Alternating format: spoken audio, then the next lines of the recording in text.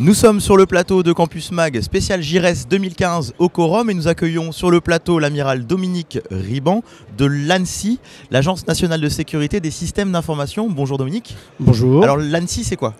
Alors l'ANSSI c'est une agence à compétence nationale qui a été créée en 2009, qui est placée directement sous les ordres du Premier ministre et qui a pour mission de s'occuper de la sécurité des systèmes d'information, bien sûr de l'État, mais également de tous les opérateurs industriels et les petites et moyennes entreprises. D'accord. Et bientôt les particuliers. Tous les points sensibles, même les banques aussi, ces données-là aussi, ça... Les banques, est-ce que les ça banques, rentre ? oui, Les bien banques sûr, aussi, oui, oui, oui, tout à fait. Oui. D'accord. Alors, en particulier, on s'occupe donc des opérateurs d'importance vitale, qui sont des opérateurs vitaux pour la France, pour le fonctionnement de la France, pour l'économie de la France et pour la sécurité des Français. Et en particulier, aujourd'hui, ce que l'on vise plus particulièrement, c'est les fameux SCADA, donc les systèmes industriels, qui sont aujourd'hui, hélas, pas suffisamment, voire pas du tout sécurisés. Alors ça fait 1 an avec les événements qu'il y a eu, qu'il y a une recrudescence de piratage, on va dire. Comment vous anticipez finalement toutes ces attaques qu'on peut avoir ? Alors, comment ça se passe en fait, réellement sur le terrain Alors d'abord, c'est pas une recrudescence, hélas. D'accord. Ça y est. Ce n'est qu'une toujours, augmentation régulière des attaques. Et puisque l'agence a été créée en 2009, justement, suite à un certain nombre d'attaques qu'on avait vues. Et les attaques, effectivement, sont en constante progression, mais ce n'est pas un pic spécial. Comment ça se passe ? Eh bien, aujourd'hui, l'agence a cette mission de défense. Donc, c'est un peu les pompiers de la cyber. D'accord. Et lorsqu'un opérateur, un industriel est attaqué ou une administration, il nous appelle. On a un centre opérationnel qui est armé H24. Et donc, on arrive sur le terrain, comme les pompiers. On essaie de cerner l'attaque, la faire stopper pour pas qu'elle se répande. Et ensuite, on aide, voire on fait nous-mêmes parfois, la reconstruction du système et la consolidation du système. Parce que ça ne sert à rien de fermer la porte si les fenêtres sont ouvertes. Donc il faut d'abord fermer les fenêtres, avant de fermer la porte, mettre l'attaquant dehors et ensuite finir de reconstruire. Alors comment ça se passe ? C'est une grosse structure, vous avez beaucoup d'agents ? Alors c'est une structure qui est née en 2009, comme je l'ai déjà dit, à partir d'une structure qui existait, qui s'occupait essentiellement de la cryptographie, de 80 personnes. Aujourd'hui nous sommes 460, pardon. L'objectif étant d'atteindre 600 fin 2017. Nous sommes à peu près 90% d'ingénieurs pour justement, avec des spécialistes, des docteurs en sciences, une trentaine. Nous avons 6 laboratoires de différents métiers. D'accord. Et on essaie d'anticiper, de voir ce qui pourrait arriver, les modes d'attaque, les différentes choses qui peuvent se produire, pour essayer d'anticiper et aider les gens à protéger leur système. Alors, comment ça se passe en termes de réponse, puisque on sait que... Est-ce que les hackers, entre guillemets, les gens qui attaquent on va dire les entreprises sur leur site, est-ce qu'ils ont les mêmes moyens, c'est-à-dire en Asie, en Inde, au Moyen-Orient ? Est-ce que vraiment les gens ont les mêmes moyens qu'ici finalement pour attaquer ? Non, et heureusement pour nous.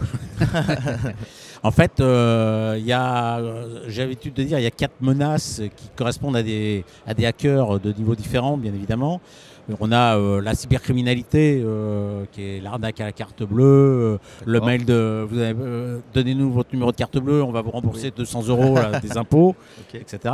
Ça, c'est de la petite c'est la cybercriminalité. Nous, on s'en occupe très peu.